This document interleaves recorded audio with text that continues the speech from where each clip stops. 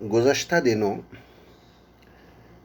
اردو مرثیے کے آغاز و ارتقاء پر گفتگو کا سلسلہ جو میں نے شروع کیا تھا، اس کے تیسرے مرحلے پر آج مجھے اودھ میں مرثیہ گوئی کے آغاز و ارتقاء پر گفتگو کرنی ہے۔ دہلی کی بساط اجڑنے کے بعد شعراء، ادبا اور باکمال افراد تلاش معاش میں جن درباروں کی طرف متوجہ ہوئے، ان میں اودھ کا نام بہت نمایاں ہے۔ اس ریاست کے حکمراں، امراء و وزراء علم و فن کے قدرداں تھے، جس کی وجہ سے مختلف علوم و فنون کے نمائندے یہاں آئے۔ عہد شجاع الدولہ میں اشرف علی فغاں، مرزا محمد رفیع سودا، میر سوز، میر تقی میر وغیرہ دہلی سے ترک سکونت کر کے لکھنؤ آئے اور تا دم مرگ یہیں رہے۔ میر قمر الدین منت، اشرف علی فغاں، ضیاء الدین ضیاء وغیرہ اگرچہ آخری عمر تک لکھنؤ میں نہ رہے، مگر ایک طویل عرصے تک لکھنؤ میں قیام کیا اور اودھ میں اپنی شاعری کی داد و تحسین پائی۔ ان شعراء کے علاوہ انشاءاللہ خاں انشا، غلام حمدانی مصحفی، شیخ قلندر بخش جرأت اور رنگین وغیرہ کو لکھنؤ میں ہی عروج نصیب ہوا۔ شجاع الدولہ کے بعد آصف الدولہ کے زمانے میں فیض آباد کے بجائے لکھنؤ مرکز سلطنت بنا اور علم و فن کی سرپرستی آصف الدولہ نے اس طرح کی کہ سخاوت کے دریا بہا دیے۔ عوام معاشی سطح پر خوشحال تھی اور مذہبی اعتبار سے آزاد تھی۔ اودھ کی ریاست میں عزاداری کا عام رواج تھا، جس میں کسی فرقے اور مذہب وغیرہ کی کوئی قید نہ تھی۔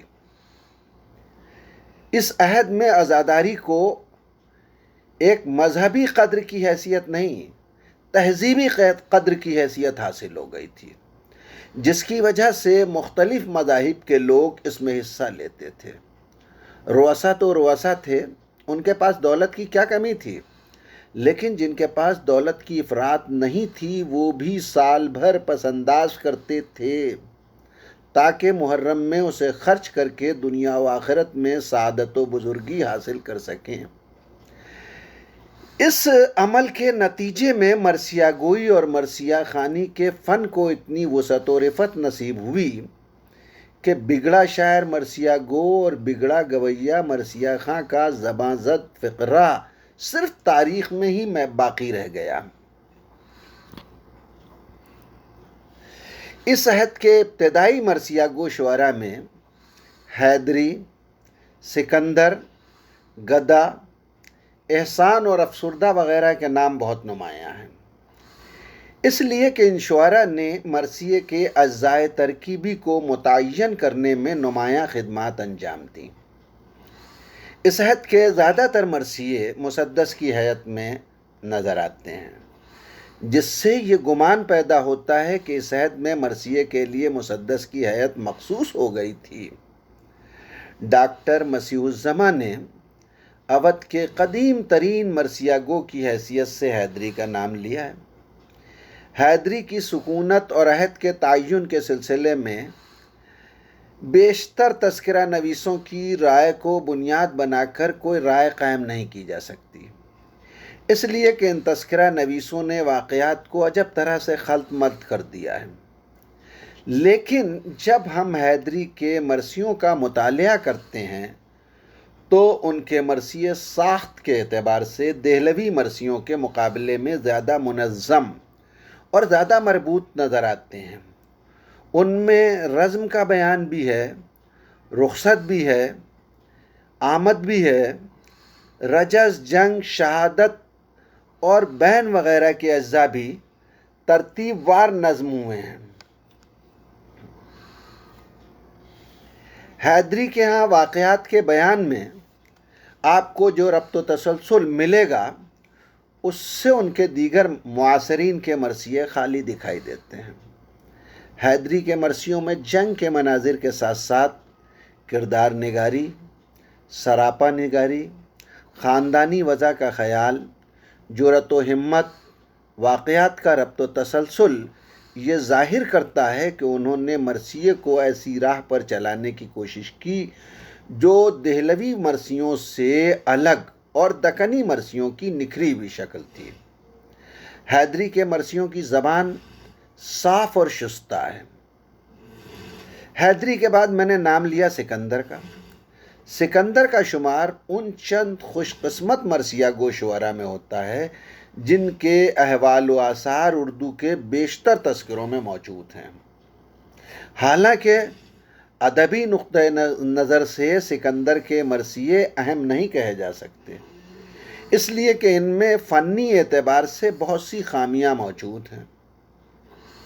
اس کے علاوہ مرثیے کے تدریجی ارتقاء کے اعتبار سے بھی کسی قسم کی جدت و ندرت سکندر کے مرثیوں میں نہیں ہے، لیکن اس کے باوجود تذکروں میں ان کی مرثیہ گوئی کا ذکر ان کی بے انتہا مقبولیت کا ثبوت ہے۔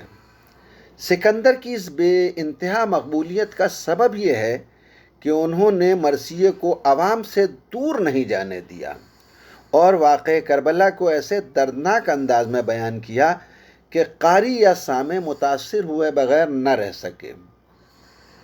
حیدری اور سکندر کے بعد گدا، احسان اور افسردہ کے نام نظر آتے ہیں۔ ان کے نام اس وجہ سے اہمیت کے حامل ہیں کہ انہوں نے مرثیے میں تصنع، بناوٹ اور ظاہری شان و شوکت کے عناصر کو داخل کرنے کے بجائے مرثیوں میں زبان کی سادگی اور روانی کو مد نظر رکھا اور درد و اثر کی کیفیت میں اضافے کے لیے شہادت کے حصے کو اس کے تمام تر جزئیات کے ساتھ بیان کیا اور اس میں شاعرانہ محاسن بھی پیدا کیے۔ جذبات نگاری، کردار نگاری اور واقعہ نگاری کی کوششیں بھی کیں۔ اس زمانے کی مرثیہ گوئی کو دیکھتے ہوئے ان مرثیہ نگاروں نے مرثیے کے صنف میں کامیابی حاصل کی۔ مختصر یہ ہے کہ اودھ میں مرثیہ گوئی کے اس ابتدائی دور میں مرثیے کی حیت مخصوص ہونے کے علاوہ معنوی اعتبار سے بھی کئی تبدیلیاں ہوئیں۔ اس دور میں عموماً مختصر اور تمہید سے عاری مرثیے کہے گئے جن میں بینیہ حصہ زیادہ تھا، اس لیے کہ عوام وہی مرثیے پسند کرتے تھے جو سوز و گداز کا مرقع ہوتے تھے۔ ان شعراء کے بعد اودھ میں مرثیہ گوئی کا جو دور شروع ہوتا ہے اسے عموماً مرثیے کے نقادوں نے دور تعمیر کے نام سے موسوم کیا ہے۔ 19ویں صدی کا یہ ابتدائی دور دلگیر، فصیح، ضمیر اور خلیق وغیرہ کے فن کی عظمت و رفعت سے عبارت ہے۔ انہوں نے اردو مرثیے کی بنیادوں کو مضبوط اور مستحکم کرنے کے ساتھ ہی ساتھ مرثیے کی ادبی سطح کو اور زیادہ بلند کیا، جس کے نتیجے میں مرثیہ بعض ایسی خصوصیات سے مالا مال ہوا کہ بعد میں آنے والے مرثیہ نگاروں کو نئی راہوں کی تلاش میں دربدر بھٹکنا نہیں پڑا۔ دلگیر، ضمیر اور فصیح کے کلام کی متعدد جلدیں شائع ہو چکی ہیں، جبکہ میر خلیق کا کلام غیر مطبوع ہے۔ ڈاکٹر اکبر حیدری کاشمیری نے خلیق کے 300 مراثی کا تذکرہ کیا ہے جو سب کے سب مسدس میں ہیں۔ خلیق کے مرثیوں میں بندش الفاظ، سادگی، صفائی، زبان کی پاکیزگی، روزمرہ اور محاورے کی صحت کا خاص خیال ملتا ہے۔ اس کے باوصف ان کی زبان میر ضمیر اور فصیح کے مقابلے زیادہ قدیم محسوس ہوتی ہے۔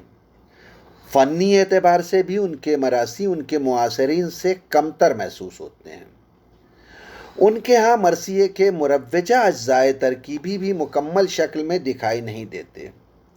ڈاکٹر مسیح الزماں نے لکھا ہے کہ ان میں ایک مرثیہ بھی ایسا نہیں ہے جس میں مرثیے کے وہ تمام اجزائے ترکیبی موجود ہوں جو اس دور میں مرثیے کے لیے مقرر تھے۔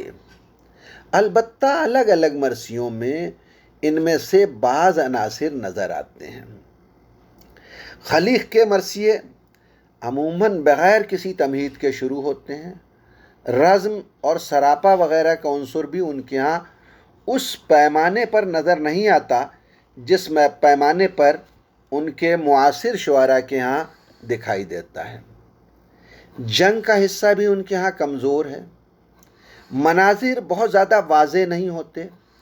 البتہ رخصت کے مناظر انہوں نے بڑی تفصیل سے نظم کیے ہیں، اور بعض مرثیے تو صرف رخصت کے بیان پر ہی مشتمل ہیں۔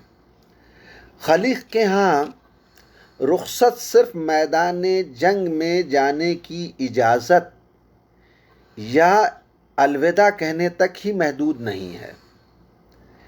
رخصت کے بیان میں ہتھیار سجنا، ماں یا کسی عزیز سے سفارش چاہنا، خیمے سے باہر آنا، گھوڑے پر سوار ہونا، یہ تمام موضوعات شامل ہیں، اور ان تمام موضوعات کو شامل کر کے انہوں نے مرثیے کے موضوعات میں وسعت و تنوع پیدا کیا ہے۔ وہ سوز و گداز، سادگی، صفائی، پاکیزگی بیان اور روزمرہ و محاورے کی درستی تک ہی محدود نظر آتے ہیں۔ مختصر یہ کہ فن مرثیہ کو ادبی اعتبار سے بلند کرنے میں ساخت اور موضوع کی سطح پر خلیق نے کوئی اہم کارنامہ انجام نہیں دیا۔ خلیق کے دوسرے معاصر دلگیر ہیں۔ لالا جھنو لال دلگیر نے 17 سال کی عمر میں شاعری کا آغاز کیا اور نوازش حسین مرزا خانی کی صحبت میں ایسی مشق بہم پہنچائی کہ 23 سال کی عمر میں اردو کے ممتاز شعراء میں شمار کیے جانے لگے۔ دلگیر ابتدا میں غزل کہتے تھے۔ نوازش کے علاوہ ناسخ سے بھی انہیں شرف تلمس تھا۔ جب مرثیہ گوئی میں انہماک بڑھا تو انہوں نے اپنا غزلوں کا دیوان موتی جھیل، ایش باغ لکھنؤ میں ہے، اس موتی جھیل میں ڈال دیا۔ رجب علی بیگ سرور نے دلگیر کا تذکرہ اپنے وقت کے نامی مرثیہ گو کی حیثیت سے کیا ہے۔ نواب مصطفیٰ خان شیفتہ نے اپنے تذکرے میں ان کی تبدیلی مذہب کا ذکر بھی کیا ہے، مگر نام نہیں تحریر کیا۔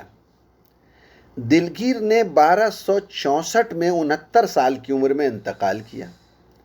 ان کے مطبوعہ مرثیوں کی تعداد ڈاکٹر اکبر حیدری نے 400 بتائی ہے، جبکہ پروفیسر جعفر رضا نے تحریر کیا ہے کہ مراثی کی 7 جلدیں شائع ہو چکی ہیں، جن میں تقریباً 500 مرثیے شامل ہیں۔ ڈاکٹر مسیح الزماں نے بھی دلگیر کے مراثی کی 7 مطبوعہ جلدوں کا تذکرہ کیا ہے، اور ان میں مراثی کی تعداد 500 سے زائد بتائی ہے۔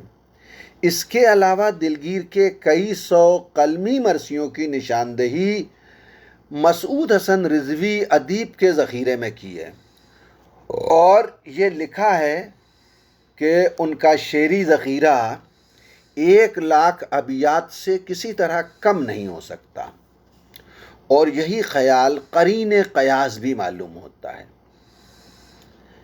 عموماً دلگیر کے مراثی میں چہرہ نہیں پایا جاتا۔ کچھ مرثیوں کی ابتدا میں اخلاقی مضامین، اولاد کی محبت وغیرہ کا ذکر بطور تمہید ہے، مگر یہ بھی بہت مختصر ہے۔ کہیں کہیں تو 1 ہی 2 بند میں یہ بیان تمام ہو جاتا ہے۔ البتہ سراپا کا بیان دلگیر کے بیشتر مرثیوں میں موجود ہے، جس میں انہوں نے کہیں اختصار سے کام لیا ہے تو کہیں تفصیل سے کام لیتے ہوئے اعضائے جسمانی کے بیان میں خوب شاعرانہ موشگافیاں کی ہیں۔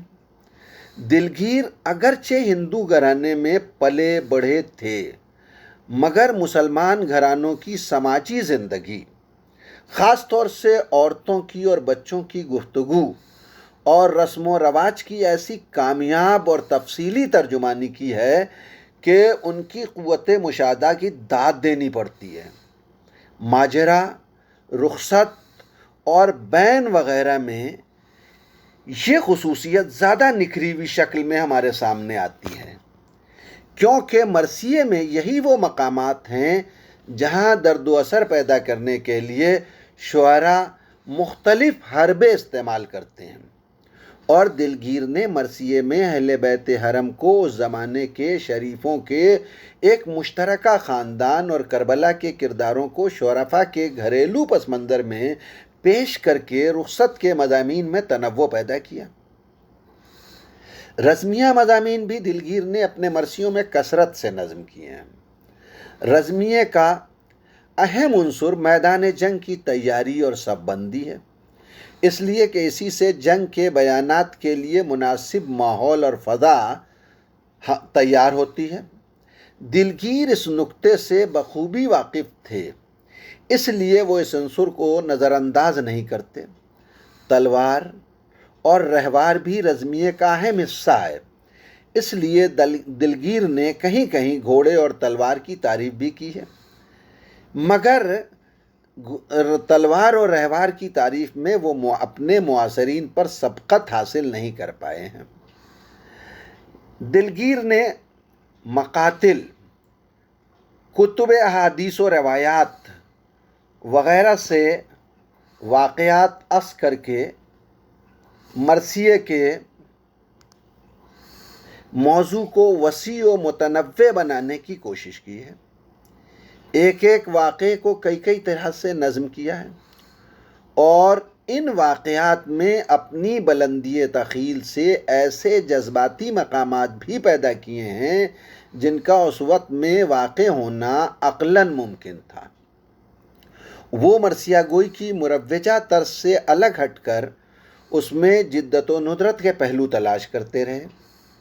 مختصر یہ کہ دلگیر نے خیام اہل بیت کی زندگی، جنگ کے تفصیلی مناظر، مختلف کرداروں کی نفسیات اور ان کے جذبات و محسوسات، روایت نویسی، شاعرانہ موشگافیاں، بین اور واقعہ نگاری کو اپنے مراثی میں اس طرح پیش کیا کہ مرثیہ صرف حصول ثواب اور گریہ عوام کی شے نہ رہ کر ایک ایسی صنف ادب بن گیا جس میں زندگی اپنے تمام تر جلال و کمال کے ساتھ جلوہ گر ہوتی ہے۔